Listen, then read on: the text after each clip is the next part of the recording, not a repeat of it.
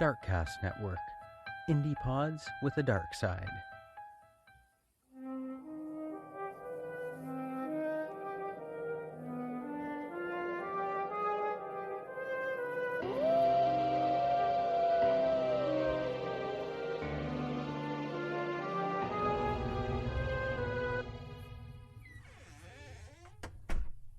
You are listening to Castles and Cryptids, where the castles are haunted and the cryptids are cryptic as fuck. And I'm your host, Alanna. And I'm Kelsey. And she's finding pictures for her segment. Yep. Well, uploading them on the drive at least. I found pictures from the one source. What did I even use? Oh, it was a life.com article. It's like, nice. It's pretty good, yeah. Well researched. I liked it.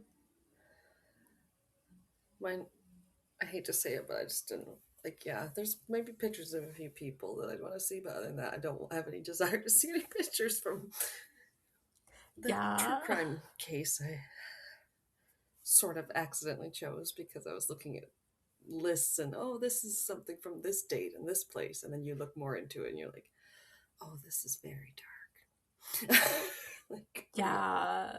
Especially with our chosen topic. If you're tuning in and you didn't hear us last week or maybe even the week before, this was supposed to be last week's episode instead of the UK cryptids, but with the recent events in Canada, the shooting that happened in BC, we just out of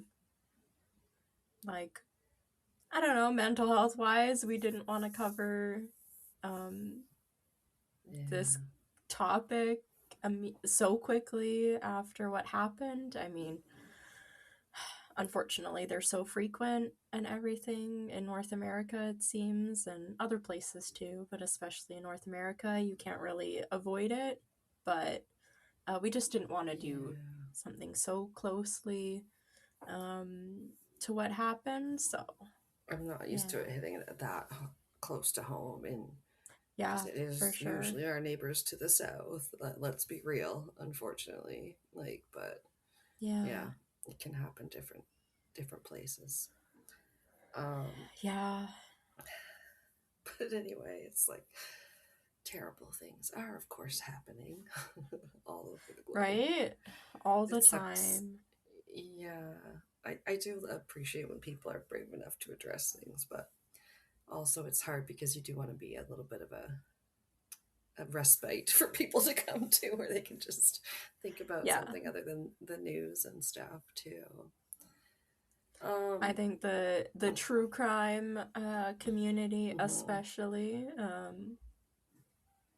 I have a different type of listenership, I want to say, than maybe some other genres of podcasts that people want to use to escape. So yes, and we're the most maligned, I would say, of all the podcast types, because every freaking media these days, although there's always a podcaster character from Ghostbusters where his nickname is just podcast to everything else having a podcaster, having just watched the latest Scream. It's of course there's someone who's obsessed with true crime and Sydney and whatever. There's always that trope nowadays, and it's always the ooh, they're just very exploitative and listening to it to get their rocks off. And it's kind of like how horror fans are treated, you know what I mean, kind of sometimes maligned. Sometimes you're we're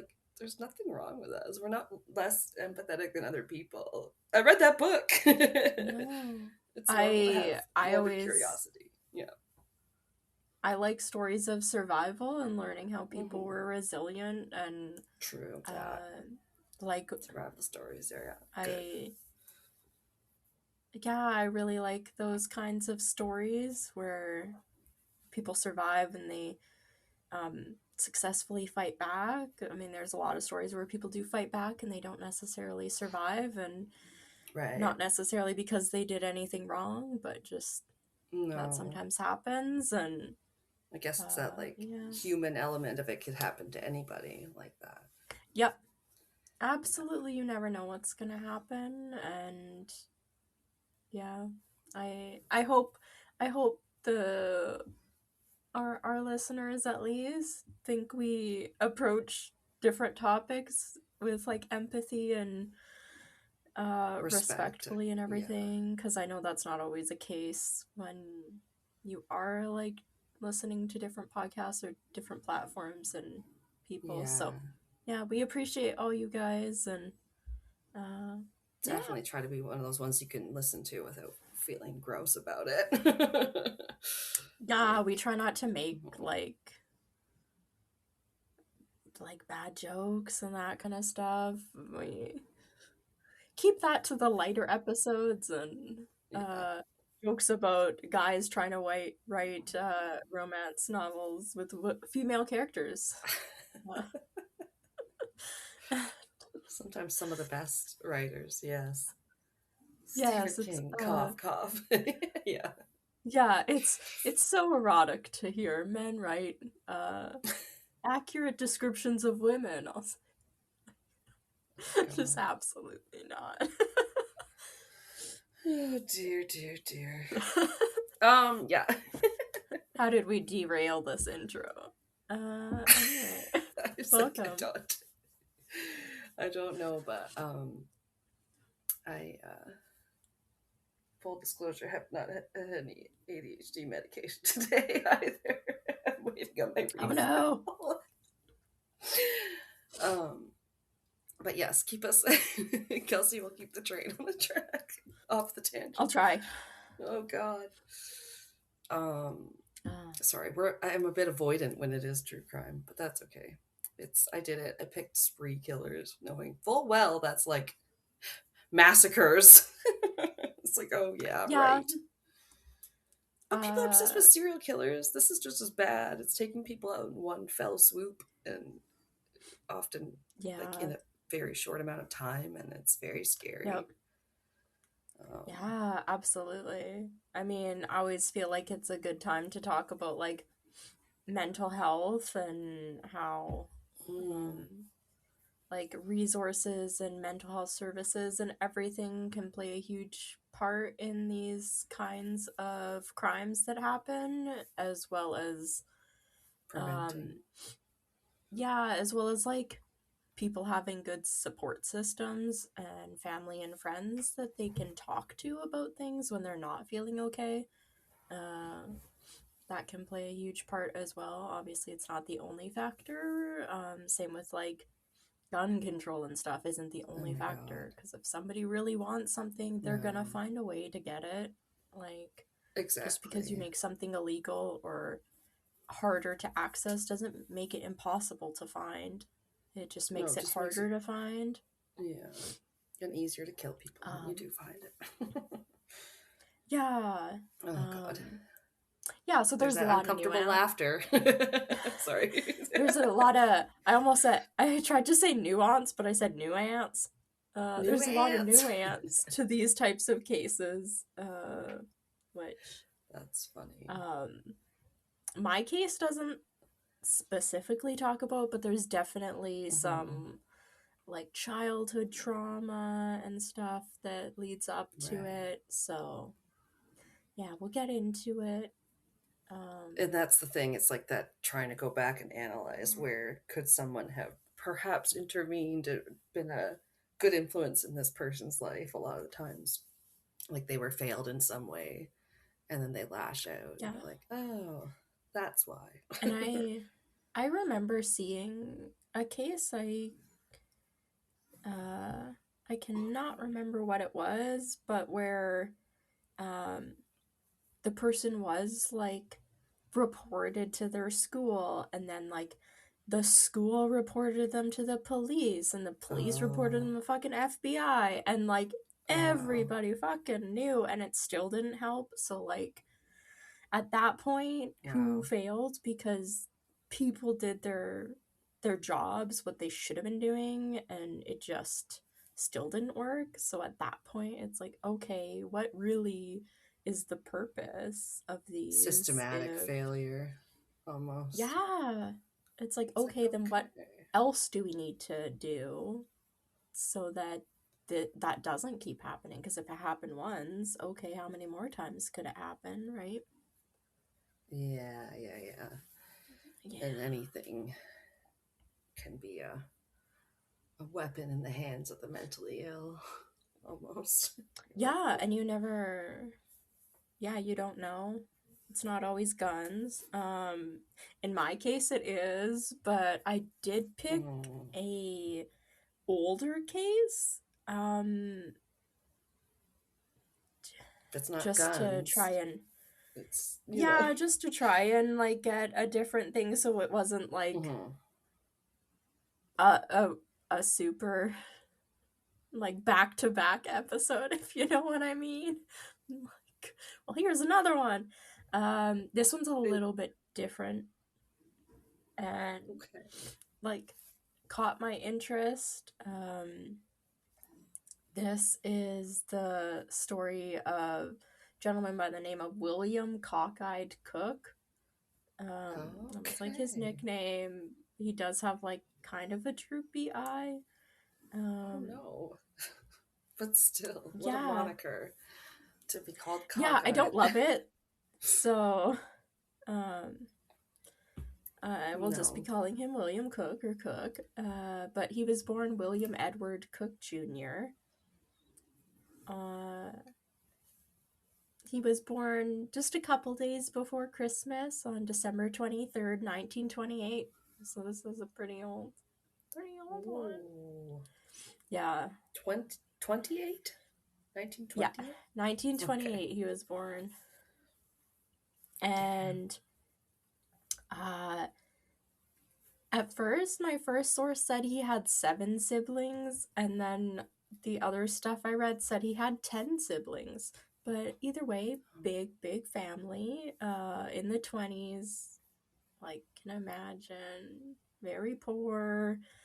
Imagine the kids are still not dying at that day and age, so you still had a handful of them, just having in case. 10 kids like successfully. The family lived in Joplin, Missouri, and sources described his early life as brutal, like just not good. Nope. Brutal, not a great term for your child. No, that's like not good. I don't really have a lot of specific details, which maybe I'm grateful for. 10 kids, I can imagine. The parents don't have that much energy and time for that many children. It doesn't help that Laura May Cook, William's mother, she died unexpectedly when he was just 5 years old. Oh no. And it's Bridgerton. That left them in their care. There's 8 of them when the dad dies. Damn. Okay. Yeah. So this left all the kids in the care of the dad, William Cook, like Senior. Okay. So I guess when the mom died, William and his younger sister Betty were the ones that discovered her body. Oh no. And her death was investigated and ruled to be a cerebral hemorrhage. And the person that like did the autopsy or like death investigation noted that she had, quote, apparently been in good health an hour before her body was found. So, I mean, they did investigate because it seemed just maybe a little suspicious, but they didn't really make any rulings or decide on anything. So, maybe the husband was involved, maybe not. I don't really know. But her obituary that was released at the time had made no mention of her husband, William Cook, and the researcher noted that, like, for that time period and with how many kids they had and everything, that was unusual that, like, her obituary wouldn't even mention him. Okay. So. Wouldn't he be the one writing the obituary? I don't know. Like, that's why I'm like, I don't really know. Some of these details are a little weird to me. Yeah, it's sort of almost like vague. It's like, so are they saying that they don't, like, someone doesn't think it's a cerebral hemorrhage because couldn't that come on quite quickly, like a stroke and that kind of stuff can just happen? But right, yeah, I'm not really sure on that one, but yeah. So lots of kids.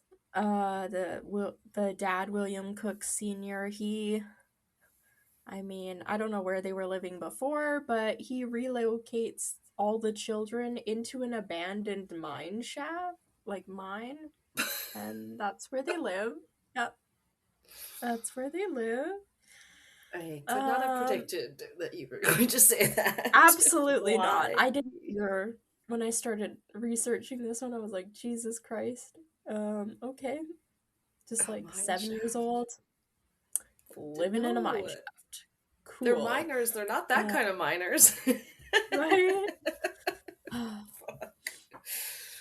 Yeah, so I don't know how exactly long they were living there with him, but he eventually just leaves one day and doesn't come back, so he abandons them in the mine shaft. Oh, Lord. And leaves them to fend for themselves. And William Cook Jr. at the time was only 7, so... Oh, damn. Yeah. And he had, like, younger siblings, too. Yeah. So, yeah, just awful. Again, I don't know how long it was until this, when the children were discovered in the mine by authorities, and Cook's siblings were all placed into foster care, like, successfully. But Cook, who was 7, he was known, or, like, they figured out he had a really bad temper, and this was made worse by a lot of bullying and everything he endured due to his eye deformity. Okay, that sucks. Yeah. Probably accounts for some of that temper. Yeah. Yeah, so he was pretty, like, mad all the time, and then because of his attitude, and then also because of the eye deformity, it stopped him from being adopted, and he wasn't placed into foster care, really, and eventually became a ward of the state. Okay. Yeah. During this time, Cook was eventually placed in the care of a woman who accepted, like, state money in order to care for him, but the two didn't have a good relationship. I can't imagine. Again, there's not a lot of, like, details about any of this, but, I mean, it is, like, the early 30s, mid to early 30s, so. Right. Like, orphanages and shit, probably, I don't know. Yeah, I mean, if they're bad now, I can imagine what they were like then. Fucking 90 years ago. So he began committing these petty crimes and eventually was arrested for truancy. So, like, not showing to... That one's the one not going to school, right? It's like... Right. It's like arrested. And it's so crazy. Yeah. Apparently his life must have been bad enough because at age 12 he told a judge that he would prefer to go to a reformatory over staying in, like, the foster care situation. So oh wow, that's pretty bad. Yeah, the judge was like, okay, and he spent the next several years in a detention center before age 17, when he got transferred to the Missouri State Penitentiary. And he stayed there. Missouri. Which I determined I kept forgetting how to spell every time I had to type it. It kept getting underlined. I was spelling it different ways. I was like, this sucks. Oh, yeah. Let's just abbreviate that shit. Missouri. Yeah, so he's at the Missouri State Penitentiary, where he ends up assaulting another inmate with a baseball bat after apparently they had made a joke about his droopy eyelid. Oh, so again, just, like, relentless. Yeah. I mean, it's pretty rough go, but it doesn't mean you have to turn out to be a baddie. Oh, dear. Right? Yeah, so getting into kind of the lead up to what happens, he was released from prison in 1950, and he was 21 at the time. And by this time, I guess like fairly recently, he had briefly reunited with his father after being estranged from him for about a decade. And oh, because he took off. Yeah. Dad, like, yeah, he how did they left. find him? Right? Wow. During this time, like, Cook had told his father that he had decided to, quote, live by the gun and roam. So he was just gonna wander around with a gun. That was his life's goal now that he was released from prison. Just gonna wander. Oh So, my god, he thinks he's an outlaw. Maybe. Oh god. I mean, it is kind of the time of outlaws, because I saw stuff talking about, like John Dillinger and everything. Apparently this guy made more headlines than them, and I was just like, damn, because, like, I've never heard of him. No, not at all. Yeah. Wow. Yeah, so he said he was gonna live by the gun and roam around, do whatever he wanted. He headed west from Missouri and drifted to Blythe, California, where he worked as a dishwasher until just before Christmas of 1950. After that, he headed eastward again, stopping in Texas in late December, like later December, where he got a .32 caliber Colt semi-automatic pistol, and he got it under the name of W.E. Cook. So he didn't use his real name, and he got it at this Boston dry goods store. Yeah, he got it. I think under. Oh yeah, I guess it says like under the name W.E. Cook, but those are his initials, I guess. So didn't even try to hide. We Cook. I'm not William Cook. I'm W.E. Cook. Get it straight. I'm Wee Cook. Yeah, you didn't try very hard. Imagine just like buying a gun at like a dry goods store. But I mean, I was in the States, and I'm pretty sure I saw guns in a certain department of Walmart. So like, fuck off. Oh yeah, it's so weird. Anyway. It's weird to think about. Yeah. I think that was in Montana. Anyway. He gets this gun in El Paso, Texas. Then December 30th, 1950, that's when shit starts to go down. And there's quite a bit of it that happened in not a short, but also not a long period of time. So, it's, his crime spree begins with the kidnapping of an auto mechanic named Lee Archer. Okay.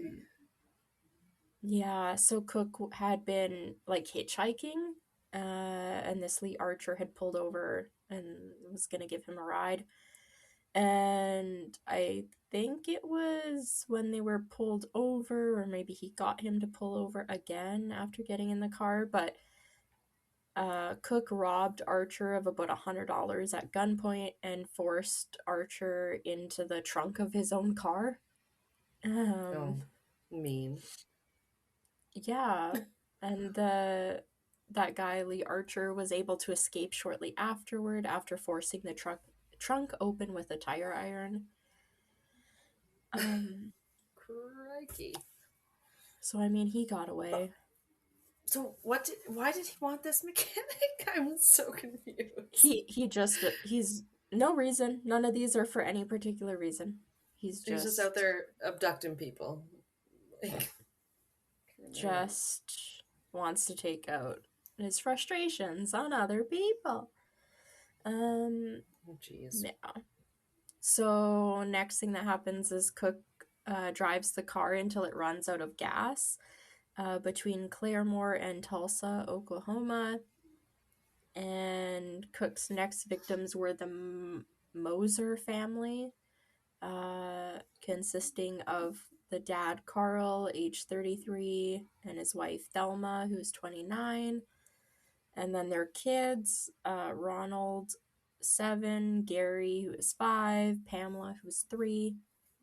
And they were from Illinois and were driving to New Mexico when they saw Cook on the side of the road in Oklahoma, where he was hitchhiking again, and they stopped to offer him a ride.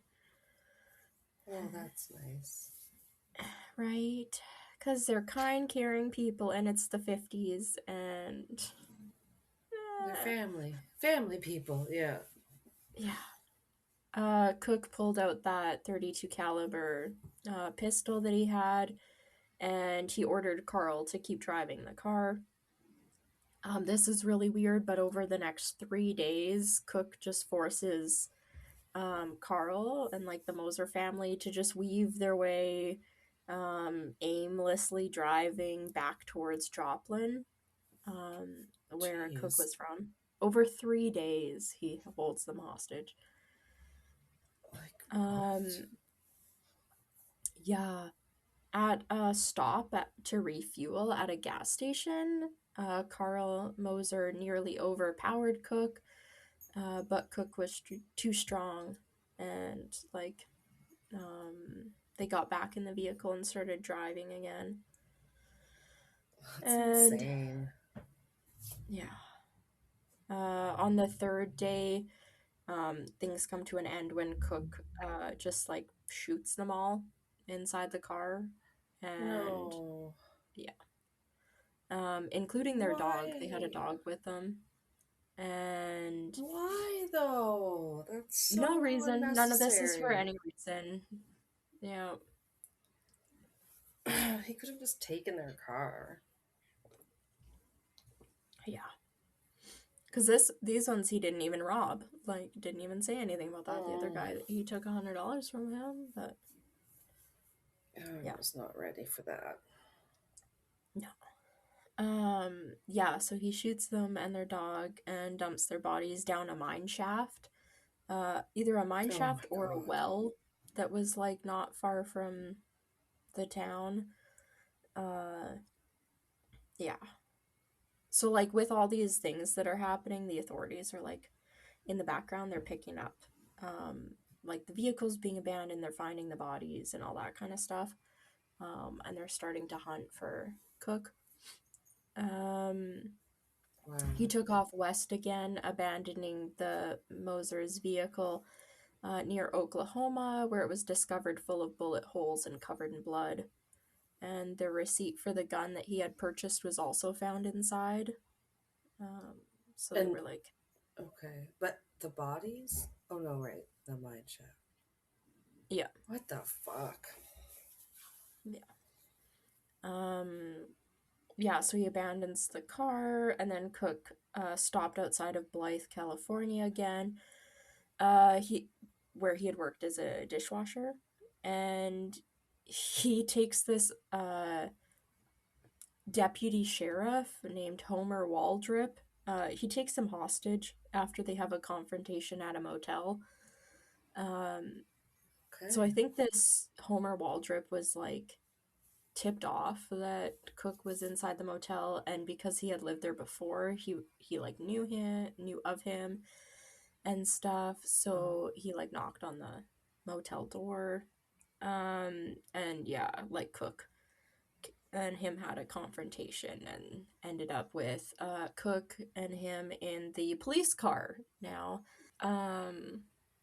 Yeah, so he makes the deputy sheriff like drive around for 40 miles, during which Cook I don't know what all they talk about, but Cook ends up confessing to killing the Moser family.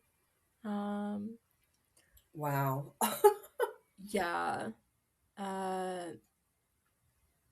Yeah. This crazy. Like, this kidnapping ends with Cook sparing Waldrop's life, telling him to lay down in a ditch and that he planned to shoot him in the head. But instead of doing that, Cook just got back into the police car and drove away, leaving Waldrip in the desert alone. So I could not predict him at all. Any of this, yeah, it's all over the place. Yeah, he couldn't spare anyone in an entire family, but then this cop is good to let go. Like, yeah, he spares this guy. Cook later said he only spared him because Cook had briefly worked with the deputy sheriff's wife, and that she had been one of the only, or she had, quote, treated him like a human being and had been nicer to him than anyone had ever been in his life. oh So he got spared because his wife was nice to Cook when he worked as a dishwasher. So that's so fucking sad.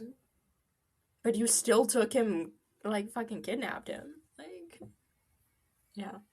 Very confusing set of morals, or whatever if you can call it that. Yeah. Like, yeah, there's no rhyme or reason to any of this. No. Yeah. So, yeah, he gets let go. Cook then kidnaps this guy named Robert Dewey. A traveling salesman from Seattle, after trying to... they have a bit of like a scuffle or confrontation where Dewey tries to wrestle the gun away from Cook, during which Dewey ends up getting shot. And oh god, Deputy Dewey. No. Sorry. Yeah. No, this time he's a traveling salesman. Right.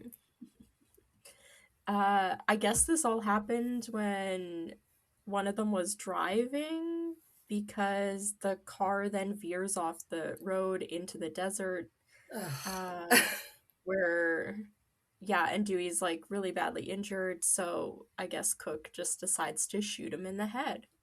And oh my god. Yeah. Don't you like hate it when they're in the movie and they're like wrestling the driver of the car, or worse yet, the fucking flyer of the plane, the pilot of the plane? Yeah. You're like, what are you doing? So Dewey's body was found in Sheriff Waldrop's car, which I find this part confuses me so much, because I'm like, where was so like he leaves Sheriff Waldrop in the desert, drives off with his car, and then kidnaps this salesman, and they're in the salesman's car, and then he shoots the salesman and leaves his body in the sheriff's car, which gets abandoned near Oglebay, California, where they find it. But then Cook takes Dewey's car, the salesman's car, and drives it to Mexicali, Mexico, where he abandons it there. So, like, you're one person and you're in different, like, cities. How are you coordinating driving and, like, getting this person that you kill after into the other person's car that you had before that you did, and then you go back a different city and pick up the other car again and get in it until you abandon it in another place in Mexico? Like, And you're sure they didn't just like fuck up instead of saying like he just got one person's car and then when he wanted to get rid of that one, he got into the next one? Yeah, it specifically says that they find the salesman. So he kidnaps the sheriff, leaves him in the desert, takes his vehicle, takes the salesman, kills him, puts his body in the cop's car that he had, like, kidnapped a few days before or something, and then, like, leaves that and then gets back into the salesman's car and takes off with it.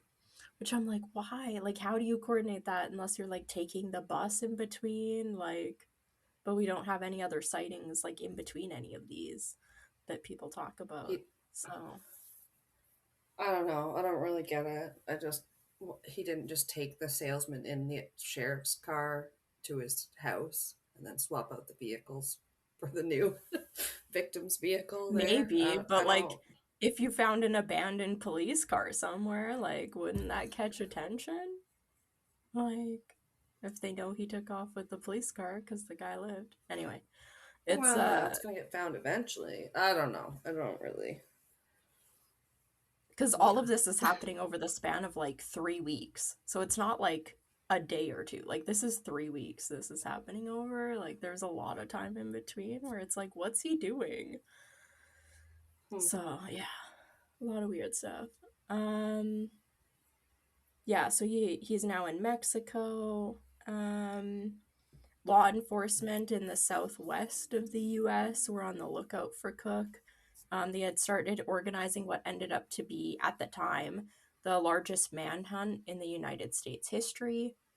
Okay, wow. Which is why I mentioned, like, John Dillinger and all those, like, bank robber guys and everything, because this manhunt was actually bigger than all of theirs. And he got more publicity, and there was more, like, talk about newspapers and everything about Cook than there was about the other guys, which is kind of crazy. He was like a celebrity at the time. Everybody was on the lookout. Yeah, so this huge manhunt is happening or being organized. They end up with about 2,000 law enforcement officers, and then on top of that, there's thousands of other police, and then game wardens and private citizens that are also joining the search. Yeah.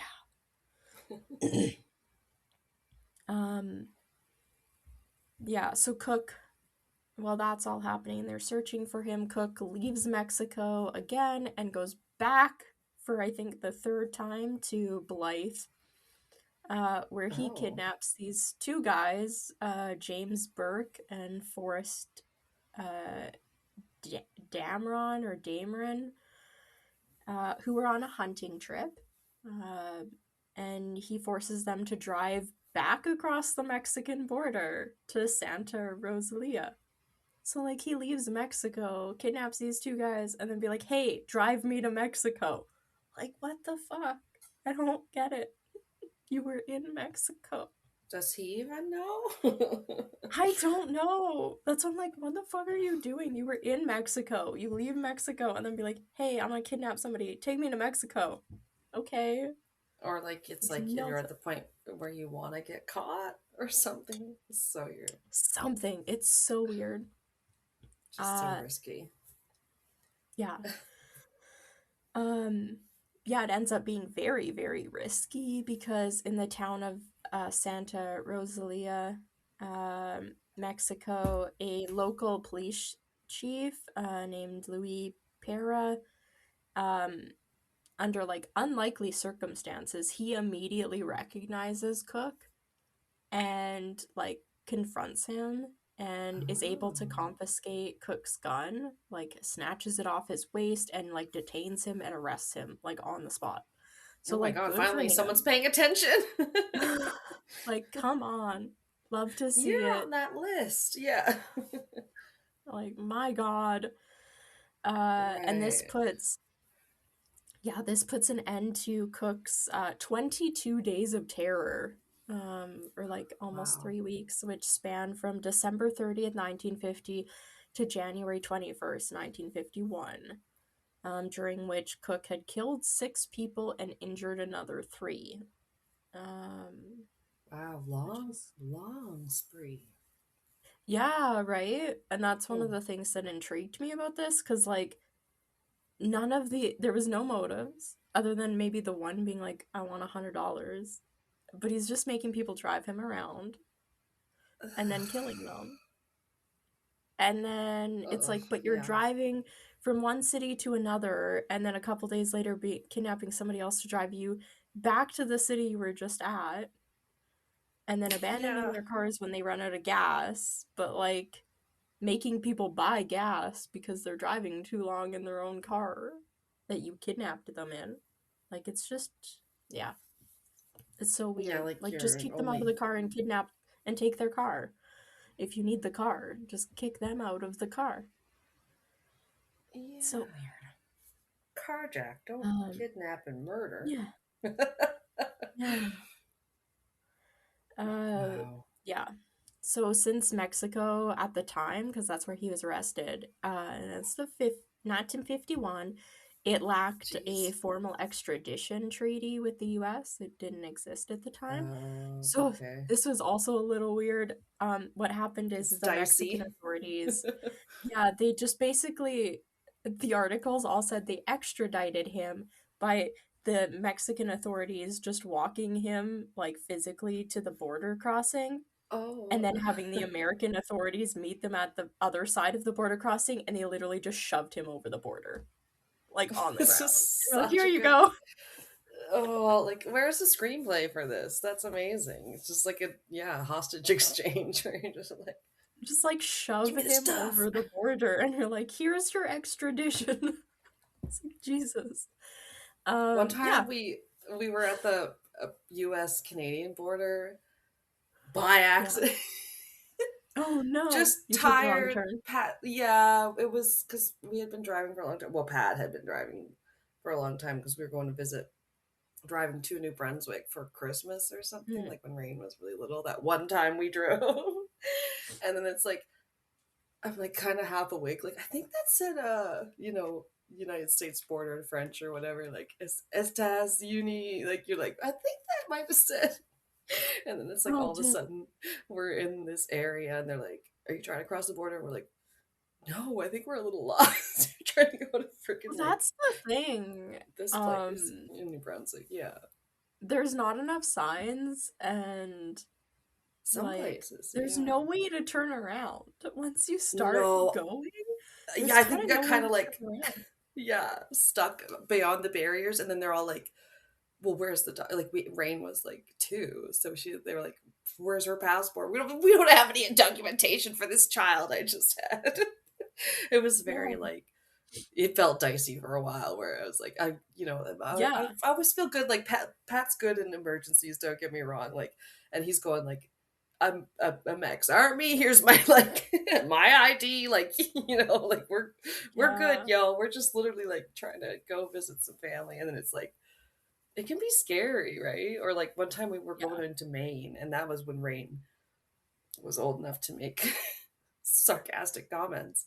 And then like we go across the border through some shopping with Mom and Rain, and then like so we're like, for some reason I think they pulled us into a room or something, and then we're like just sitting there waiting, and then she's like looking at pictures on the wall of these like American politicians and stuff, and going like, blah, blah, blah, blah, Trump, and blah, blah. I'm like, shut the fuck up. Like, and then thank God, not this last administration or last few years, or that would have been even fucking scarier. But yeah, it's like, you don't want to fuck around. You keep your mouth shut. It's like the airport. Yeah, you don't want to joke about having a bomb. Don't say bomb. Yeah, I was just gonna say. You don't say hi to your friend Jack. Hi, Jack. Yeah. Oh my God. Yeah, but I thought that was a nice, funny little thing that they're like, we don't have formal extradition, so we're gonna coordinate with you guys, and we're gonna take him informal to the border, and we're just gonna shove him over the border, and then you guys can pick him up. It's the Las Vegas wedding ceremony of extraditions. Yeah. It's official. Yeah. So they take him into custody immediately. Nice. And I guess when they had originally arrested him or whatever, he had like 4 guns on him. So I don't know how he got the other 3. There's made no mention of it. Jeez. And it's like back and forth across the border already. Like, what are you doing? How lax was our security? Yeah. Well, it's like the 50s. Nothing bad they thought could happen, really. I know. We have famously the largest undefended border in the world with the U.S. Like, yeah, it's interesting. Yeah, so he's now back in the U.S., and I guess he gets put into the custody of the FBI. No, they're down Mexico. Sorry. And because he had kidnapped the Moser family and forced them across state lines, it became that federal like a federal kidnapping case. Oh, And okay. he was being charged pretty heavily in order to avoid a possible death sentence. Cook pled guilty to 5 counts of kidnapping. And the guilty plea was permitted by the judge due to disputes over Cook's mental health. There was like some assessments and stuff that they did. One psychiatrist thought he was sane and a psychopath, while another one thought he was insane. Like back and forth, but yeah, I find that very feeble when it's like clearly deliberate, their actions, and yeah, premeditated and stuff like that. Or like, you know what I mean? Like, right. obviously they knew what they were doing. Like, yeah, what do you mean? Insane, maybe, because like in just the way of like, you're a bad criminal. yeah. We don't know what your motive is, but you're fucked up. Sorry. Yeah. So he is found guilty. He gets sentenced to like 300 years in prison for the deaths of the Moser family members. Wow. He's sentenced for that in Oklahoma. And another name drop, he was supposed to be sent to Alcatraz. So like, oh man, damn. Yeah. But after word got around that he could be up for parole after only serving 20 years of his 300, there was a lot of public outrage, and he was taken out of Oklahoma and sent to California so he could stand trial for the murder of that salesman, Robert Dewey. And they were not as lenient as they had been in Oklahoma because he was sentenced to death for killing Robert Dewey. So damn. And then they stuck him in Alcatraz. They're like, now we're in California. I don't know. That's crazy. I don't know where he. Oh yeah, I do know where he went. So oh, okay. He doesn't end up going to Alcatraz. But he was supposed to. He goes to somewhere just as famous. You also know. But first. Wait. Okay. Just trying to think of other jails around there, I guess. Because you always like to know, and they did mention it, his last meal consisted of fried chicken, French fried potatoes. I don't know if that literally just means French fries. Peas. I choose peas. I don't want peas in my last meal. I want to eat vegetables. Really? Pumpkin pie. He ate, fried chicken, French fried potatoes, peas, pumpkin pie, coffee, and milk. That was his last meal. No, that is, I do find those things interesting, and like have watched a few of those, you know, YouTubers where they're like, what would be your last meal?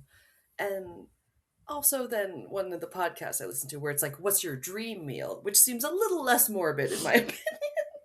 But sometimes people come on and they're like, if it was my last meal, and they're like, no, it's not your last meal. It's your dream meal in a dream restaurant, and this guy's a genie, and you like, they're like, oh, I want to eat this, but like I'm lactose intolerant. They're like, doesn't matter, dream meal. So it's really fun that way. Oh, and I'm gonna listen to the episode that has that lady from there's a bunch of episodes I hadn't listened to, but because they're British, they have the Philomena Kunk, the Kunk on Earth lady, Diane Morgan. Yes. I was like, oh, I haven't listened to this app. She's so funny. Yeah, I'll be thinking of you. Okay, perfect. Up the jam, pump it up. Oh, it's actually just so fun because you know how many times on podcasts people just start talking about things they want to eat? Well, this is at least dedicated to that already. Podcasters, they're always hungry. Why are they always hungry? I just had supper. I'm good. I know, so did I. I can still talk about food, though. Don't get me wrong. You get me started. When you said French fried potatoes, I was like, yeah, what do you mean? What about them? Fried chicken? What about it? I just made chicken breast and garlic bread, and I'm gonna use that leftovers, Ooh. make some chicken and Caesar salad. Ooh, baby. Oh no, Kelsey's gonna yawn. Yeah. Okay. I don't have too much more. Yeah, so that was his last meal, and he was executed on December 12th, 1952, at San Quentin. I was gonna guess San Quentin. I was trying to think of other prisons there. Honestly, honest to God. Okay. Yeah, he was executed there in apparently the prison's like famous gas chamber. Oh, gross. Yeah, I didn't know it was like famous. The article was like, yeah, it's a famous gas chamber. I was like, why? Why is it famous? Exactly. It's kind of like you've heard there's like a famous electric chair. I feel like somewhere in the South, and they called it like Old Sparky, and they just like it had so many execute. I don't know. Yeah, it's just I don't like blech. it. Yeah. Yeah. So when William Cook was executed, he would have been close to his next birthday, but I noticed that. He was only 23 years old. Oh when my he was God. Executed. Yeah. That would have been his champagne birthday. He would have been turning 20. Or wait, no, he was 23. He would have been turning 20. Yeah, he would have been 24 in another 13 days or 11 days. Which also kind of broke my heart. You know, I'm like, I get it. He killed people and everything, but he did not have a good upbringing, and sounds like he was bullied through his entire life, continuing to adulthood, and didn't have anybody there other than the cop's wife, who was nice to him one time in his life. It's almost a direct reflection on how their system is poorly based on what do they call it? Not reformation, but retribution, like punishment. Like it's not there to fix anything. It's just about after it happens, after they kill a bunch of people, then we'll kill them. It's like, this is not working. Like, if he had gotten some more support as a young kid or something, some intervention, maybe perhaps it would be different. Yeah, so like that's what happened. I have a little bit of the aftermath because this has also kind of been interesting. So just like I kind of mentioned, but he's kind of like barely remembered today. Like nobody really talks about him, even though it seems like many songs. in the 1950s. He was like huge. He was a sensation in his time. Most notably, or one of the most notable things that happened was less than a year after his execution. There was a movie that was released based on his killing spree, which is kind of crazy for like the 1950s. Yeah, it would have been like one of the first movies based on a killing spree, or like based on a real crime. That would not the first, but one of them. Like, it was also notable that this movie that was released was led by this actress who had turned and like changed her career path into more of a director standpoint. Her name is Ida Lupino. So female director decided to do his story. The movie was titled The Hitchhiker, and it was released by Lupino's independent production company, The Filmmakers, which is kind of cool. If you look up Ida Lupino, I guess there's no picture in the drive, but she looks like typical 50s like Hollywood starlight, like like leading lady. It's crazy, but this is the movie is notable not only because it's described the movie is notable not only because it is described as a better than average noir film, but also because it's one of the first ever films made in Hollywood that was so clearly based on a killer whose crimes were so recent. Because again, he was executed like a year after the crimes, and then this movie came out less than a year after that. So it was very recent. We're more used to that now, where like a documentary could come out. Sorry, like not long after the events, but still crazy. Yeah. We've been like, but they're definitely like, oh, the fact. Yeah, sorry. The fact that it was like a female, like leading it, and I guess in like the noir like crime movies and everything, female directors were not common. And then they're saying like it's also notable that this movie is actually just really good in general for like a noir film. So yeah, but they did change some stuff. Like, it's not wholly accurate. It mostly focuses on the two hunters that he kidnapped later on, and like the ones he tried to the ones that drove him to Mexico before he was arrested. It focuses primarily on them, I think. Yeah. Yeah, it's not like we weren't obsessed with morbid stuff before then as a society and whatnot, but yeah, that's interesting. The first real, almost true crime doc, if you will, or like one of the adaptation. First ones. Yeah. Cool. Yeah, which I feel like became really popular in like the 70s and 80s with like a bunch of those ones. But yeah. A lot of killers. I did decide to look up the movie a little bit on Wikipedia, and this is just like a little blurb they had nice. saying that I won't get into the plot or anything, but they had saying that The Hitchhiker was the first mainstream released American film of its type, like a noir that was directed by a woman. It was selected in 1998 for preservation in the United States National Film Registry as being culturally, historically, and aesthetically significant. Which I thought was cool. I was like, I might need to watch this movie. Might not hurt to give it a go. And the only other thing, because I thought there was going to be more little, like, don't know if I want to call them fun facts. I didn't know how to end this case, but I was just like, oh, I'll start a miscellaneous category, and like anything I don't know where to put, I'll just put here. And it only ended up with 1 point. I do that. Only one thing in it. And that was that Cook had hard luck tattooed on the tops of his fingers on his left hand. Like kind of on the knuckles, so it said like hard, and then right underneath it said like luck. Oh my god, that's confusing. I'm sorry.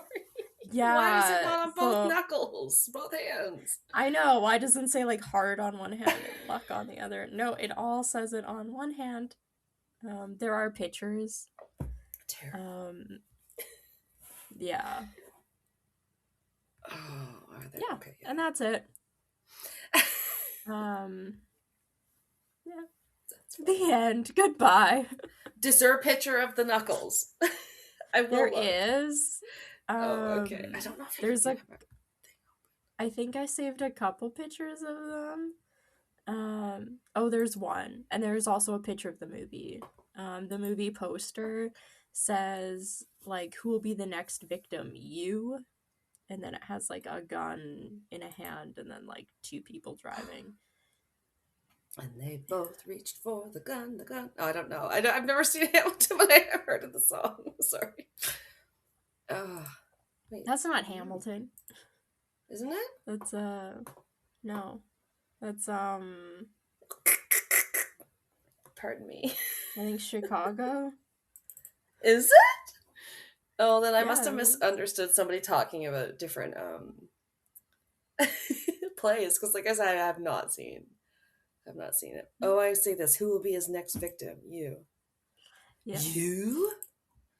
Oh my god, this is so like Uncle Sam wants you. No, like it's. Oh right, that's the movie poster, but kind of propaganda-y. Like, you know, they just have a certain look from a certain time. And there's a gun pointing. Oh my god.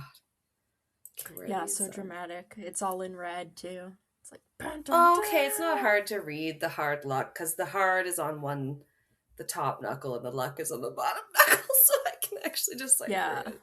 I but it's like a little weird. I know, a little prison-y. I mean, they're well done. It looks there's pictures of it up closer, and you're like, oh, the lines are really clean. They're really straight. Like, okay. I don't want to judge anyone's tattoos. Yeah, like that's the thing with me. Like, I don't mind thinking about getting one, but then I'm like, it's just such a big decision. I'll make the wrong decision. It's like, what you like when you're like 13. You're like, it won't be the same thing I like later. You know what I mean? You're just like, nope. It's so much pressure. It's too much. Yeah. All right. Quick break. Yeah, I gotta go get my charger. Yes. My laptop's gonna beep at me any second. I know, I already had to charge mine. All right, we'll be right back.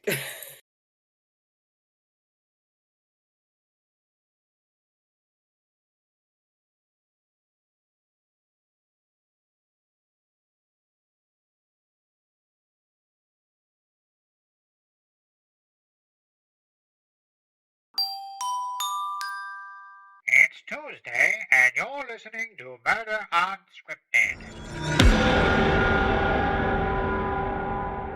My name's Ed. For the past 2 decades, I've been producing true crime content for some of your favorite networks like Hulu, Oxygen, and of course, Investigation Discovery.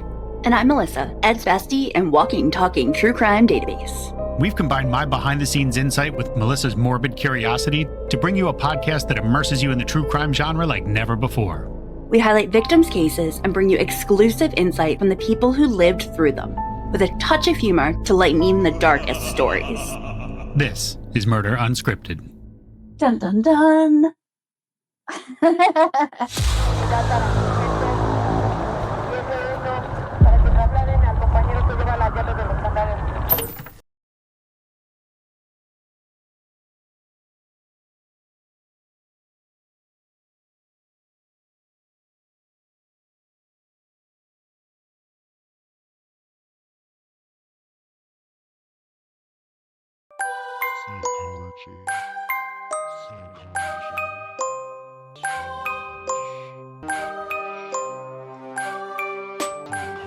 You're listening to Psychology of the Strange, a podcast exploring the psychology behind fear, folklore, the uncanny, and the unexplained.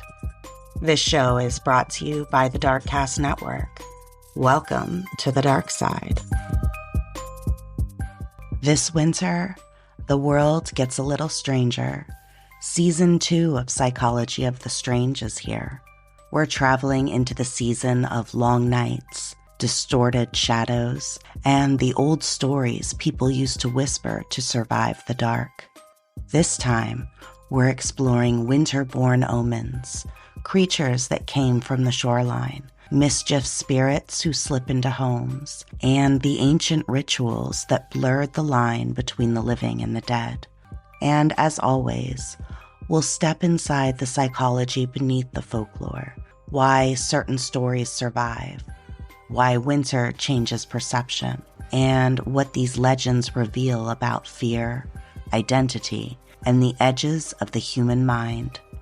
If you're ready for a season of liminal spaces, uncanny children, hollow shadows, and the strange logic of the cold months, then welcome back. Psychology of the Strange, Season 2, begins now.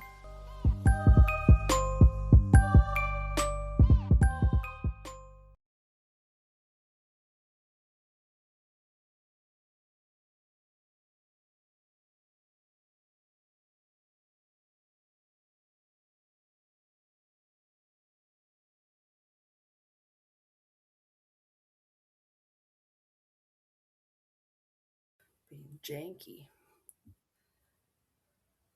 It's like recording too. 0 minutes, 0 seconds. I'm like, yeah, you didn't. What? Yeah. It's like it's counting it as a glitched recording, and I don't know. Weird. Makes no sense. I guess this is recording 3 then. Who knows? All right, and we are back for part 2. Back again. Oh no, they used Eminem in this scary movie. I think it was that before the perfect song choice. Saying we need a little more controversy. I was like, confused. yes. Because we were supposed to be watching Scream 7, so I was like, is this an ad for the movie we're going to watch? And then it's like, no, it's the trailer. See, I wanted to talk to you about it before, because when you said you were going last week, that's when the trailer dropped, and they're like, it previewed before Scream 7, the trailer for Scary Movie 6 or whatever, and I was just like, oh, that means Alanna saw the trailer, and I was like, I can talk to her about the trailer if I can't talk to her about the Scream movie. And then, when I texted you, you were like, we haven't seen it yet, and I was like, damn it! It was disappointing. We had to postpone, just whatever. Stupid mortgage had to come out and that stuff, so then I was like, okay, we should be able to do it by next week. Yes. I liked it. I've also told my friend Anita, who just retired, to go watch Weapons. She said something, and I was, oh, that reminds me of seeing it. And then I was like, you haven't seen that yet? She reads Stephen King and shit. So I was like, oh, you like the scary movies, don't you? It's like, oh, okay, yeah. Yeah. It's pretty good. It might be another good year for them, hopefully. So, I hope so. I mean, I'm trying to catch up on the ones from the last couple of years. Oh yeah, I'm sure there's still some I haven't seen, but yeah, they're definitely hit or miss. When you see them on streaming, you're like, why haven't I heard about this one? It's because it's shit. Yeah. Yeah, I find even a lot of like bad horror movies are still fairly decent, even just to have on in the background. Yeah, it's kind of like they say, unless it's horrible, like movies are just good, entertaining, whatever, usually, at least if you can get lost in them for an hour or so, then whatever. Yeah, why do movies have to be great? Why do they have to be a 10 out of 10? Sometimes you can watch a 5. You can watch a 5 out of 10. And then like, well, that was something. Or... I'm like, dumb American audience? Yes, please. Give it to me. Yeah. Some stupid comedy. I love it. All right. And yet we decided we wanted to do a true crime podcast. Well, such is the dichotomy of man. We contain multitudes, right? Yeah. Oh my god. So I effectively picked what became known as the Dunblane Massacre. If that gives you any indication of how horrible it will be. So big old trigger warning for child death in this one. So that's not something you feel comfortable with right now. Maybe it's one people could sit out, but you can't, Kelsey. No, you can't. God damn it! I was gonna say. Oh my god.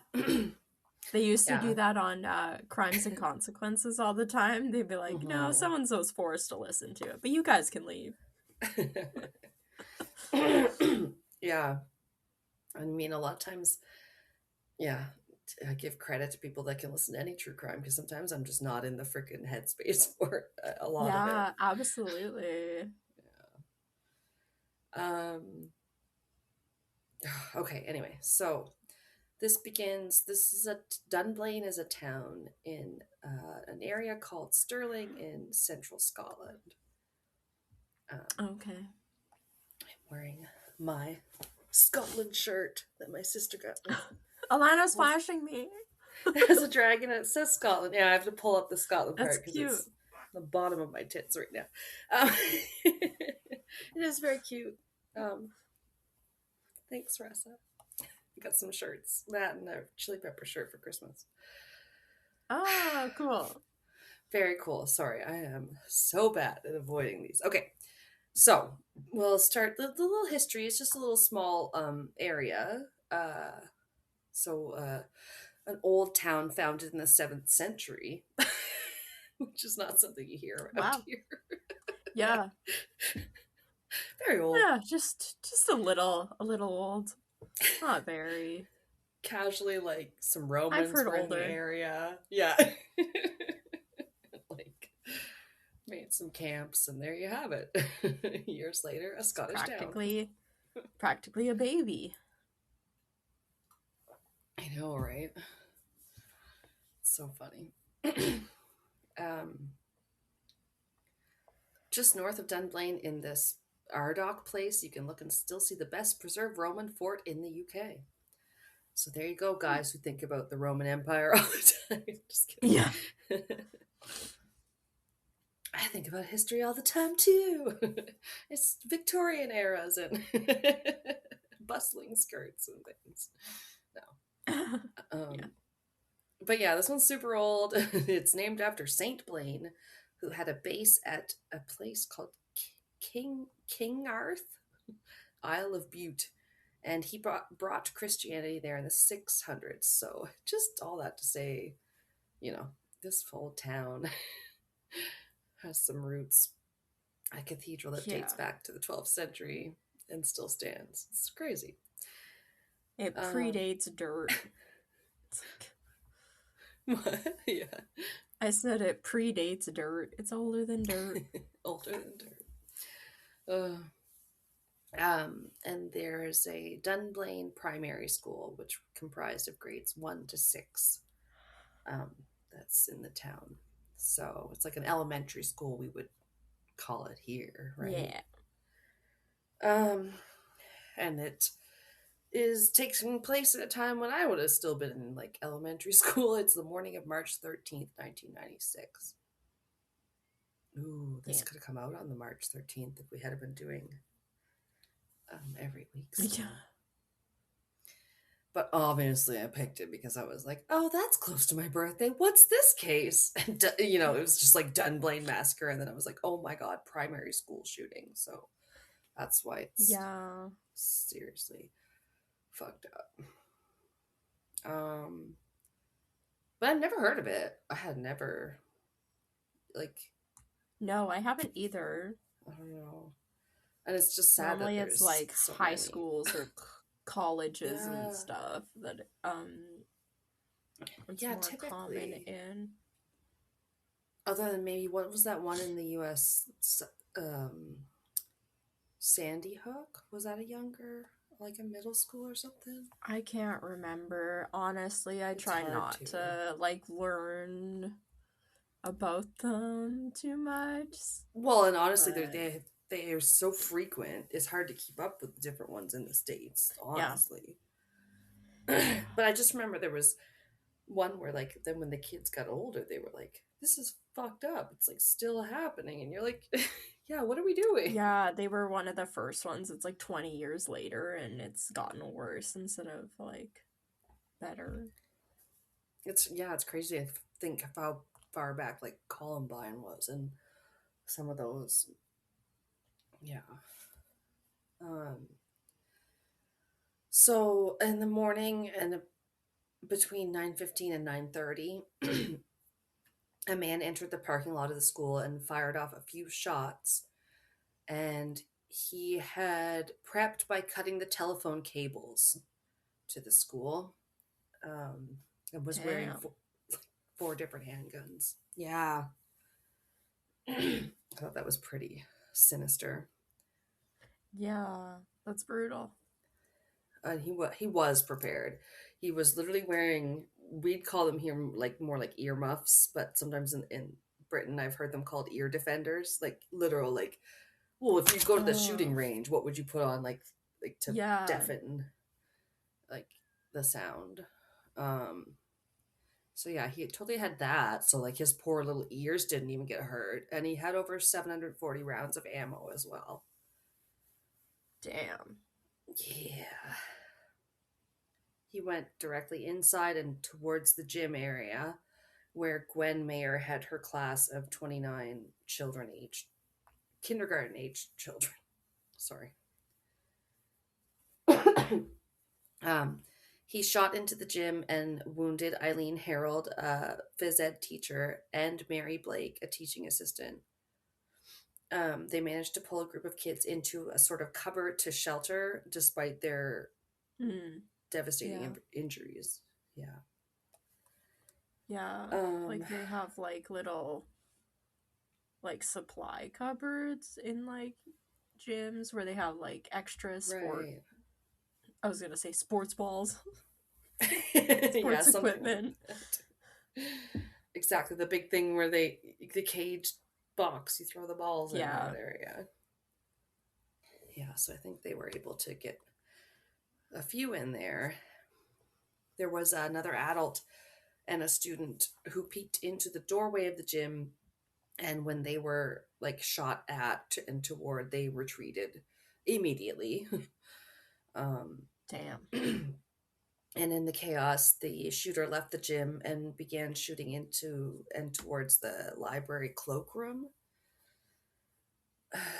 So there were a lot of kids in there. They were all lying on the floor, and he sprayed bullets into that room as well. And they were lying on the floor of like a mobile classroom, which I don't know. I had one of those in my school. Yeah, where it was like kind of like a little trailer add-on thing. Yeah.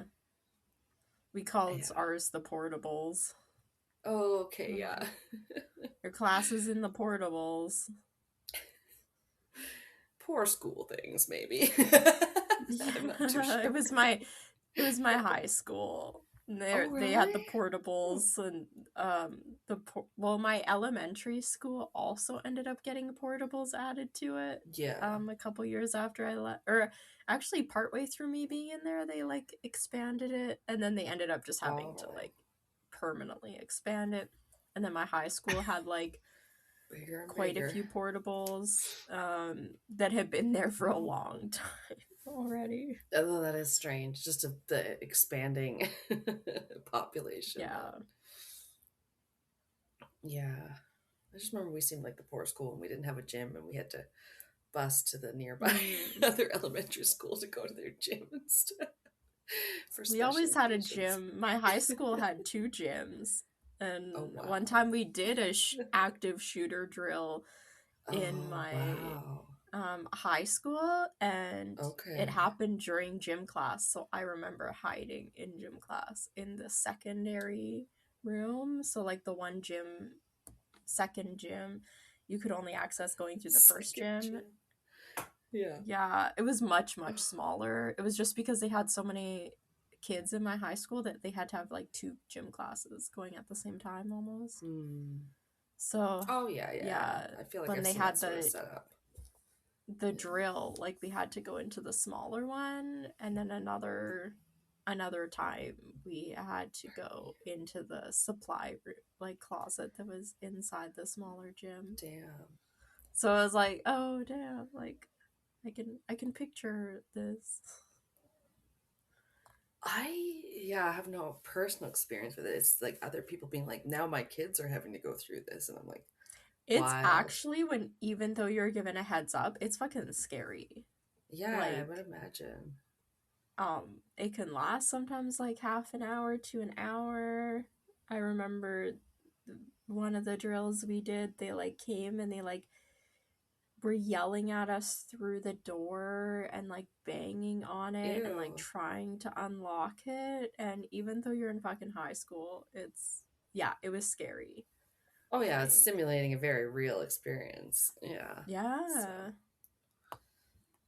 that is gross. We only had like the things or like some sort of truck thing they had it was like a fire truck thing, or like it was simulating a house fire, and like if you had asthma, you might not be able to do it because it had like fake smoke and stuff, and you had to like crawl through as if you were escaping like a fire. I don't know. That's what was happening in my era. Yeah.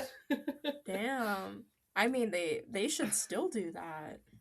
Like, it was kind of interesting. maybe they're like, we shouldn't intentionally cause kids lung damage, even during a. Well, they're always traumatizing them about something. I feel like the generation before me, it was all here's the drunk driving videos, and they'd show them all in the high school gym. But there was a fire, like, really nearby in the neighborhood. I could see it coming home last night driving. And then, like... Oh, damn.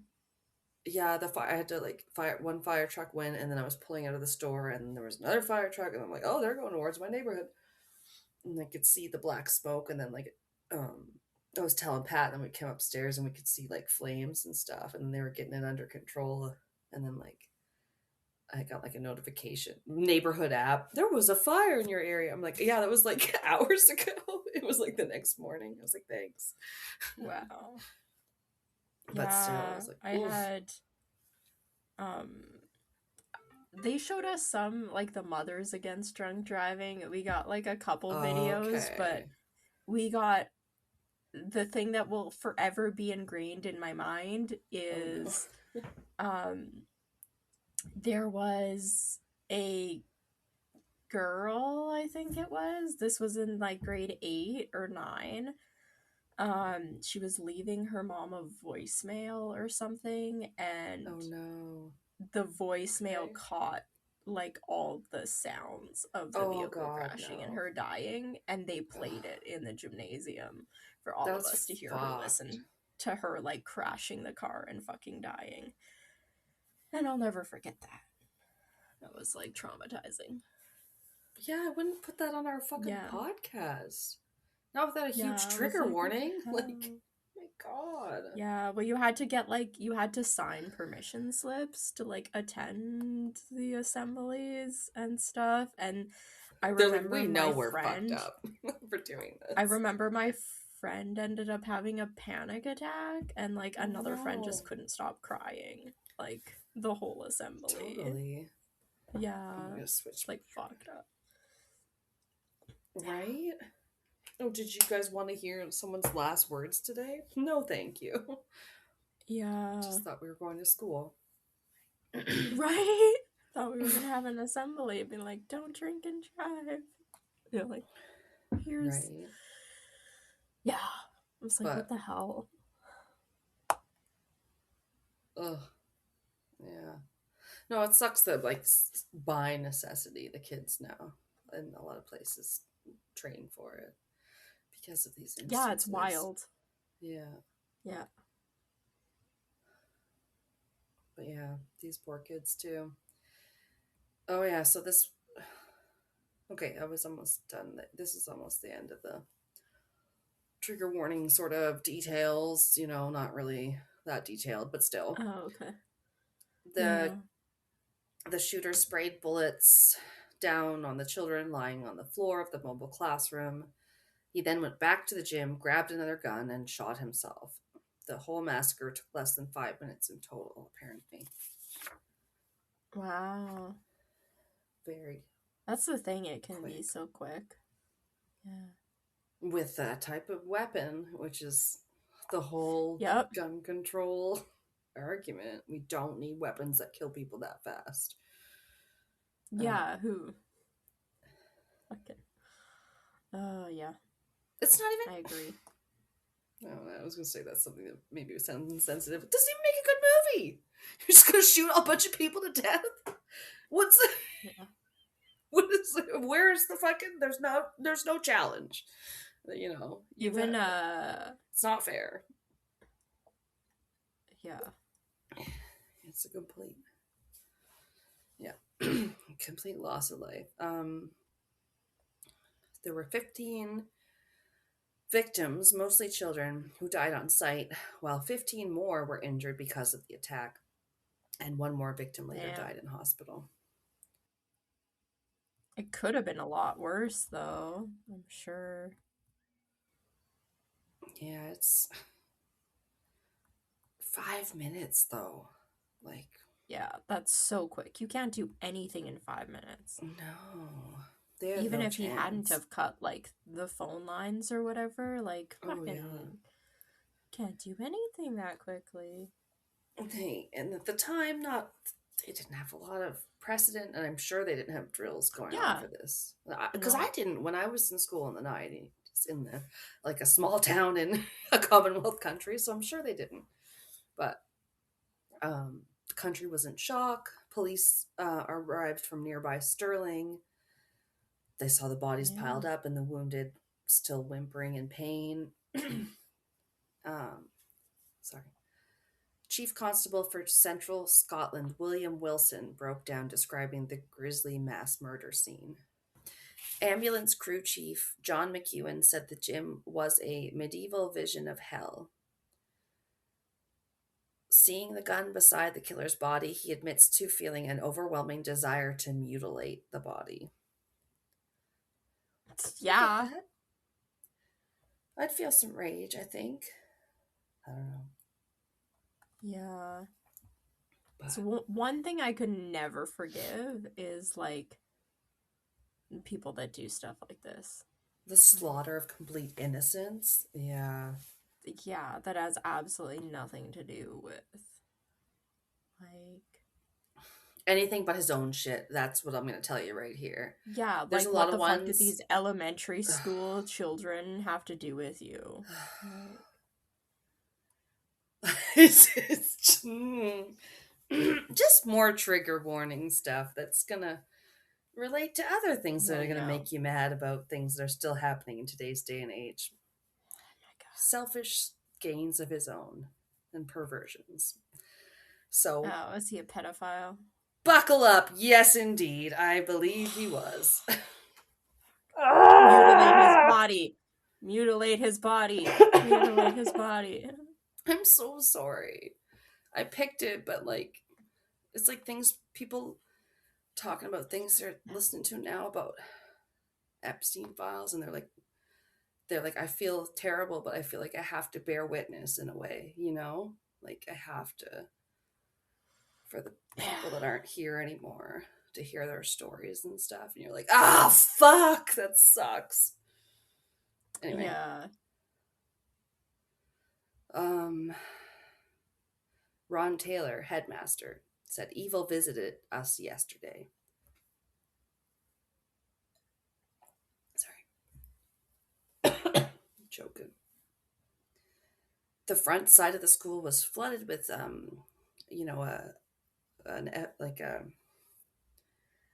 what's the word when you have like a shrine, memorial? I guess. Yeah, that too. Stuffies, bouquets, messages of sorrow, flowers, messages that said, may God take better care of you than this world ever did, and things like that. The Prime Minister of England, John Major, came to the community of just under 8,000. So that's how small it is, if I didn't say that. Wow, that's very small. Yeah, right? After paying his respects, he denounced the tragedy as a horror of almost unimaginable proportions and promised to revisit gun control laws. For all the good that'll do. Yeah. The Minister for Scotland ordered a public inquiry to be done. A previous case had happened in 1987 when a man named Michael Ryan murdered 16 people in cold blood in Hungerford. Sorry. Pardon me. In Hungerford, Berkshires, before killing himself. And an investigation began into the killer, this murderer. Oh, and his last name was Hamilton, which is what we're going to call him. Sorry, I only laughed because I fucked up saying something about Hamilton earlier, didn't I? Yeah. No, I'm like, oh no. Okay.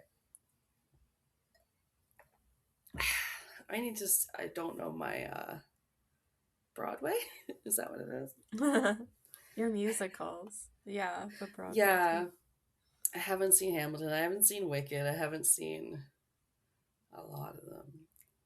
But I saw the first Wicked. It was okay. Okay. I wouldn't mind. I don't mind when they're on like Disney Plus and I don't have, they're free to watch. Yeah. I like Hamilton. I like Hamilton. Okay. I think it was really well done. Yeah, I feel like I've heard. But it's like 4 hours long. It's really long. Right. Yeah. 3 or 4 hours long. I like the cabaret because they do that in Schitt's Creek, and then like Stevie does that one song, and she does a really beautiful job. It's great. R.I.P. Catherine O'Hara. Right? Such a national treasure for Canada lost, eh? I don't know if we talked about that. Yeah, she just won that like award for the studio, and Seth Rogen like accepted her award posthumously. Oh, I really want to see the studio. I love anything Seth Rogen does, and she's amazing. Yeah. So, he was in. Seth Rogen was in Future Man with Josh Hutcherson, and his character's name is Susan, and he says in the future Susan is a unisex name. It's very silly. I just love it. Oh God, sorry. Okay, so where were we at? Oh yeah, the murderer, because of course the murderer always gets his name, and then they kill so many people that you're like, I don't have time to name all their names, which that's the horrible part. Yeah, I don't think I could. I did like look, but they were a lot of the minors, so yeah, it could be protected like information, and then probably any of the survivors probably also don't want their names out there unless they've chosen for them to be out there. Yeah, and a lot of the sources, so I just didn't pursue it. Yeah. But yeah, I want to honor their story. Yeah, they had pretty okay gun laws, and then apparently I think these changes were amended after the fact, so there were like laws against handguns. You need to have a proper permit. There were bans against most assault weapons, all assault weapons and most rifles, like, the heavy duty. Yeah. The ones that could do the most damage and stuff, but yeah. And no one with a criminal record or history of mental high capacity type stuff. Yeah. Because I think, if you want to have a handgun for your protection, like it can hold, 6 to 12 bullets, maybe? Like, that's different. Yeah. Yeah. And you have to, take aim and fire. He had a legit license for his firearms, and he also belonged to a Dunblane gun club. So, he definitely had a history with the firearms, and had once been refused entrance to another gun club and accused of being erratic in behavior and suspicious and stuff like that. Like, there's some things in his past. Oh. Yeah. Well, that should have stopped him being able to have a gun then. If the people that support people being allowed to have a guns are like, nah, man, this guy's nuts. We don't want to be associated with you. If those people are the ones saying we don't want you to bring your gun in our presence, then maybe we should listen. He got kicked out of the NRA, but that's fine, right? Yeah. Fuck's sake. Friends. For erratic. Yeah. And as always comes out after the quotes about from the neighbors and such, like, known around his community as angry, paranoid, gun happy, a perverted loner. Yeah, lovely. Also described as a dumpy, balding, and bespectacled 43-year-old man. Bespectacled. Let's not bring that word back. Yeah, why is it always a bad thing when they're described glasses? Bespectacled. They're 4 eyes. Usually I don't mind that word, but when you pair it with dumpy and balding. Dumpy and balding. my state dumpy, balding, and bespectacled. Is that our username? Also a social misfit and a suspected child molester, the other descriptors. He loved the Boy Scouts, but was fired from a leader position in 1974 for unstable and possibly improper behavior following a scout camp. And that man was allowed to have permits to have a gun. It's not great. Yeah. I'm seeing red flags everywhere. Boy Scouts, supposed to be so wholesome. I loved Girl Guides. I mean, it's supposed to be great. Come on. I only did it for like a year or two. So. I mean, winter camping. Woohoo! There was so much we never did that. I only went camping once. It was fun. It was like a weekend. But... yeah, I remember doing some fun stuff in guides. Yeah, so this guy, this is more for his own this motherfucker enjoyment. Yeah. He then, like, in the 80s, so this is after what? He's been a Boy Scout leader and fired. Now he's starting his own clubs for youths, mostly young boys, to come learn some gun stuff and sports and things. No. Yeah. Some said he behaved inappropriately, as in, run around in your underwear and get photographed, kids. What the fuck? Yeah. This is triggering, isn't it? They found a collection of pictures of kids in various states of undress, like bathing suits or shorts. So a lot of times they're shirtless. Kids around there heard to keep away from the local creep. One boy, William McInnes, recalls, "We always told the boys that they should never be the last one in the shower." Oh, like don't be alone with him? Yeah. Why are they showering? Oh, because sports. Yeah. William's son Stuart was part of one of these clubs, but quit around age 11, and later said they were forced to strip down to their waists and stick their chests out, and Hamilton would just stare at them. Jesus. Ugh. Kathleen Kerr, his 71-year-old neighbor, said he was very creepy. He looked straight through you. And he seemed to start spiraling after he was taken away from his Boy Scout duties. He said he was falsely accused of being a sex offender. Falsely. Oh yeah, they have the pictures to prove it. Right, now, yeah, after the fact, it's easy to. In 1993, he wrote to the Scottish Secretary Michael Forsyth to complain directly. Hundreds of children tell their parents I am acting inappropriate with them. They're all liars. They all say I'm a creepy creep. Fuck's sakes. Then he wrote directly to some of the parents to plead that they send their kids to his clubs. No! Sorry. On the early morning of the attack, just hours prior, he was seen distributing copies of protest letters he had written, including a letter to Her Royal Highness herself.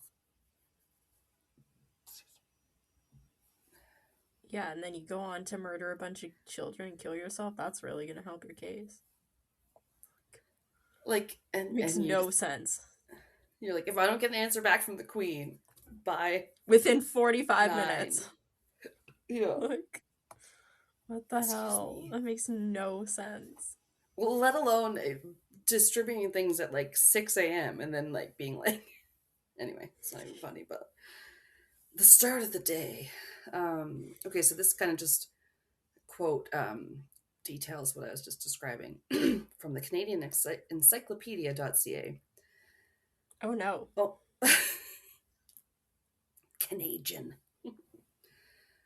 Only hours before he embarked on his murderous assault, Hamilton distributed copies of protest letters he had written over the years to the local council, national politicians, to parents, even to the Queen. the BBC got copies of 7 letters the day after the massacre. In his letter to the Queen, written 5 days earlier, Hamilton complained that the police had falsely accused him of being a sex offender. Quote, or quote within a quote, as well as my personal distress and loss of public standing, this situation has also resulted in loss of business and ability to earn a living, he wrote. Indeed, I cannot even walk the streets for fear of embarrassing ridicule. Then how about, and I don't advocate for it, but how about you kill yourself and don't take a bunch of fucking kids with you? Like, just do society a favor. If you're all woe is me, like... What's the point? Yeah, exactly. You're gonna fucking kill yourself at the end anyway because you can't live with yourself after that? Well, yeah. Great. Just do that step first then. Just do that step first. That's really, like... And it's not... I can't imagine it's easy to have somebody charged with being, like, a sex offender. So... No, there's, like... various degrees of that, I know. Where, you know, it's not... Yeah. It's like someone... Say you're, like, peeing out in public or whatever. Like, sometimes that can be enough to get something, you know, on your, like... Yeah. Registry or offense record. But, like, no, these... Yeah, even these rules weren't enough to curb this guy or stop him from anything.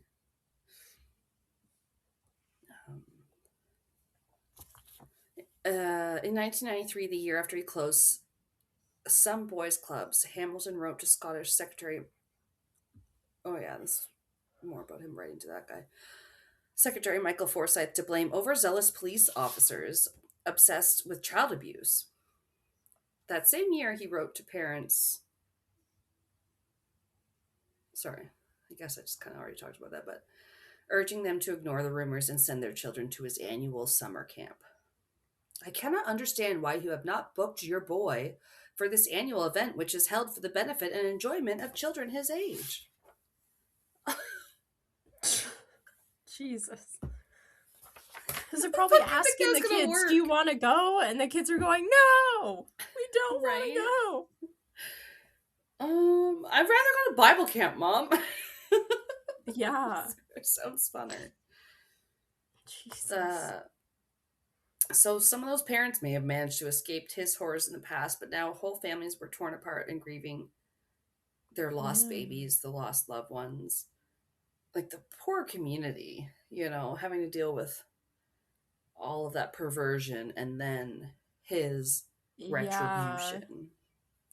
That's crazy. It's fucked. I've never seen one too with like a case like this where the motivation is so, I don't know, very sinister, and like usually it's students that are fucked up. It's like somebody that got like bullied or feels marginalized or something. Yeah. He's just like, why won't you let me diddle your children? And you're like, but sir. Yeah, why don't you pay to send them to summer camp so I can molest them? So messed up. I think I've heard of one other shooting maybe that was like an adult that went in. Really? And yeah, but it's... Oh my God, I don't know that what was it? It was like a disgruntled like separation situation where like somebody was like, wife was gonna keep the kids and the husband wasn't gonna.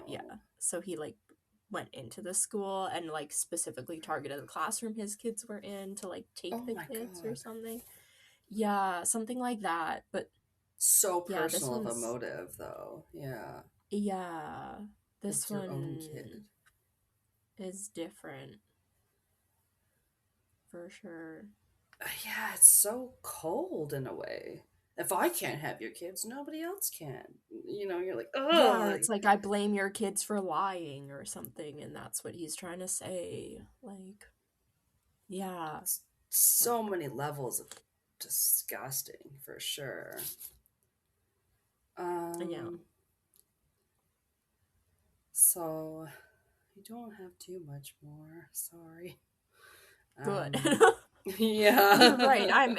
I'm angry. I have a little squishy toy here thing that at work a couple people gave out like Valentines for everybody at work, and one of them had like really? these squishy like hamburgers. So I've been playing with this your whole case, being like squish, squish, squish, squish. Take my anger out on this little cheeseburger like jelly thing. It's like fucking angry. I need to crush something. No, those things are cute though. We've had a few people at work where now I have like a squishy seal and a little bit of a rubber strawberry or something. I get it. I keep it in here and it got all dirty, so I had to wash it. Stupid. Oh, that's like, perfect. You're like Amy Poehler. She has a bunch of fake food in her podcast studio. She'll be like, look at that one, guys. Looks like a hamburger. This one is. It's like painted to look like a little cheeseburger. It did have a face, the little like a stress ball. Yeah. Oh, yeah, but it's just like squishes. Just like boop, boop. Anyway. No, you're good. We'll just knuckle down for this last page or whatever. Yep. Do it. Speed run this. I'll survive. Just to honor those kiddos. One parent, Lynn McMasters, sorry, I said that weird. Lynn McMasters recalls her daughter Victoria leaving for school. She said 6 bye-byes to me as she went down the path, waving, looking back and laughing. What am I going to do without her? God, I'm sorry. Oh.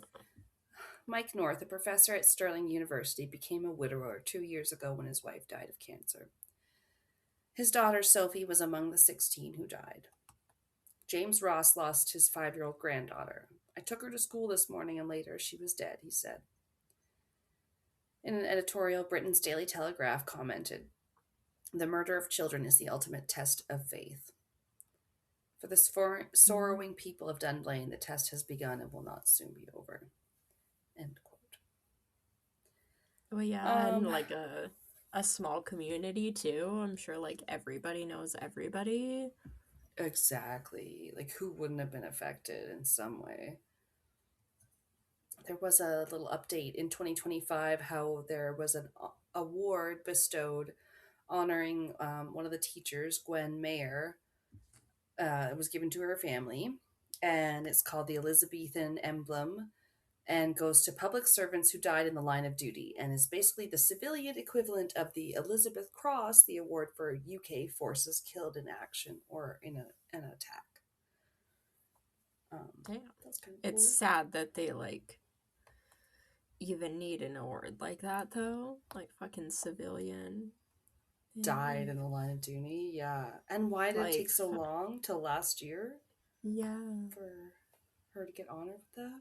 Maybe they didn't have the civilian one before, or like it was recent. Like it seemed to matter because her husband Rodney said they were extremely proud and honored to accept it on her behalf.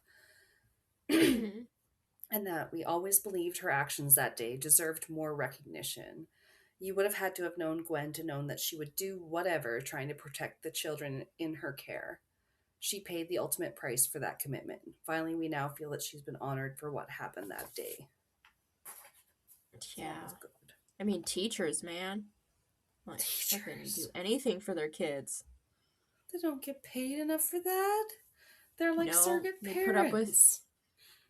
Yeah. They put up with so much shit. Literally, if they're like kindergarten or like preschool. Shit. Yeah. So just to conclude, by the following year, the Parliament had banned private ownership of most handguns. Yeah, so it's just kind of more enforcing of those similar rules they had. Required mandatory registration for shotgun owners, and there have been no school shootings in the UK since then. That's good. I guess, right? I'm like, yay, silver lining. And oh yeah, this one article said now the UK, well, it was like most of the UK, they didn't mention Northern Ireland, but the rest, England, Scotland, Wales, sees an average of about 30 gun deaths a year. And they said in 2020 in the US, it was close to 20,000. I don't know how true that is, but it's pretty stark. And it was not without pushback, of course, on the gun laws, because strangely enough, Prince Philip, when he was still alive, he compared banning guns to banning cricket bats. Just like, they're weapons if anybody wants to use them. Yeah, let me reload my cricket bat, get within striking distance of me, or I can throw it at you like a frisbee and try and kill you. Like, how is that God the forbid. same thing? Fucking aristocracy. They just like love their hunting and stuff, so they don't want to have to give that up. It's like, have a school stabbing and try and stab somebody with a pocket knife. Yeah, that's right. 38 casualties. No, it's just not possible. Well, what happened if someone gave Ghostface a gun? What would he do? They gave him a shotgun, and it didn't work in that convenience store. Did he have a right? Pretty sure he had a shotgun in the convenience store. Yeah. I don't know, man. That's almost an allegory. No matter how many of the killers you kill, some more will pop up, right? Like, yeah. If we don't fix them when they're young, and not all right, fucked up. Through, like, everybody just needs more therapy. I think so, and community too. That stuff's really gone away. Yeah, man. Yeah, they talk about like, oh yeah, everybody's got a cell phone in their pocket and everybody's so connected to other people, but are we really? I feel like we're not actually meaningfully connected to anybody anymore. We're just watching videos or like doing whatever, but we're not actually meaningfully connected to people that are like... You're not gonna like text all that out right now. We're not gonna have this kind of conversation by text. Like, that's just not gonna happen. It's just not the way of it. Or it's like you're connecting with somebody halfway around the world, but like, are you talking to somebody down your street? Like, do you know your neighbors' names? Like, people are so disconnected. Oh, totally, yeah.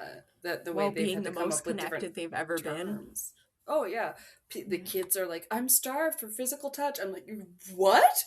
Is this a thing? Yeah. I'm like, I just thought Would my you family like a hug? And they go, huggers. Yeah. Well, sometimes you just don't realize you haven't hugged someone in a while or whatever. You're like, whoa. This is weird. I know my mom goes to hug me and she goes, I know you don't like hugs. And I'm like, I don't hate them. I've been told I don't like hugs because I think I feel uncomfortable a little bit, like where I'm like, I don't know what I'm doing. Yeah. You and I hug. We do hug sometimes. Me and Mama, I feel like in our family, we're like, we hug if you're going away, or we're not going to see you for a few days, or something, I don't know what it is. Yeah. That's funny. Everybody hug your friends. Yep. We'd like to hug you too. Okay. We'd like to hug you too. Are we okay? I don't know. I have this squishy toy. It might explode. I don't. A squishy toy. Oh, there's stress. Gordo's things. Yeah. Gordo's half hanging out of his little box here. He looks like he's melting. He's like overflowed at the top of it, and he's like, it looks so funny. Oh, he's cute. I sometimes just see things which are about different ragdoll cats, and I'll be like, oh, cute. And like they somehow have similar coloring, but they don't look like Gordo. Not exactly. No. His little derpy face. Slightly cross-eyed. Oh, slightly cross-eyed. Exactly. Yeah, I'm talking about you, little boy. Boop. Who's the boy? Our boy did very good. His nose. Did leave him here outside. He comes. We ran leave the dog inside with. There's like YouTube videos. We're supposed to keep your dog calm. He's just not left alone a lot, so we went out to the movie. But then he wanted outside, so we just left him outside, and then it was like, oh, at least you were cool. But when he came back in, he was so excited to see us, and then it was like, oh, you're kind of thirsty too, because you don't have any like water outside right now. Usually in the summer we have like a dish out there too, but right now it's just snow. like, well, you had your little snow that you like to lick. I was like, shit. I hope he wasn't too thirsty. You know. He come inside. He was very like, missed you guys. And we're like, okay. Nice. Sorry, bud. Hey, buddy. Yeah. All right. Well, sorry about it, guys. Next one will be a little lighter. Yeah.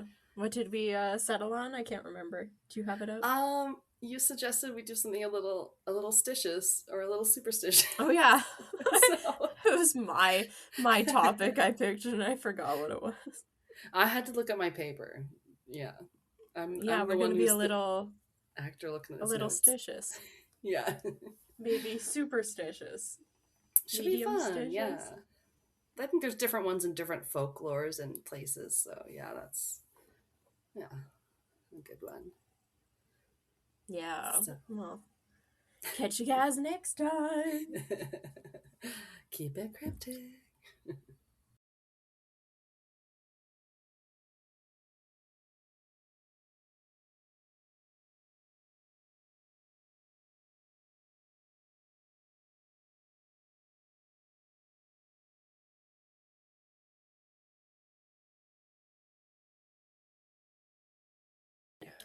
If I have to close my door because his butt has pushed it ajar.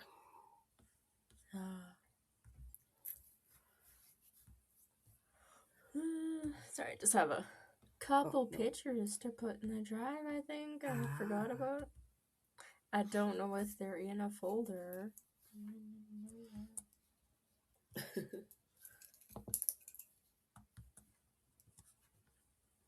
Do I have pictures? What's happening? What do I do? I thought I did. Fuck's sakes. I was like, I couldn't find them for a second. I'm like, what's going on?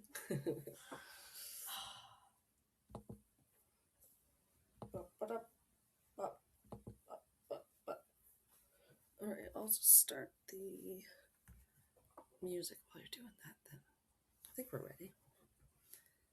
That's episode 209. Yeah.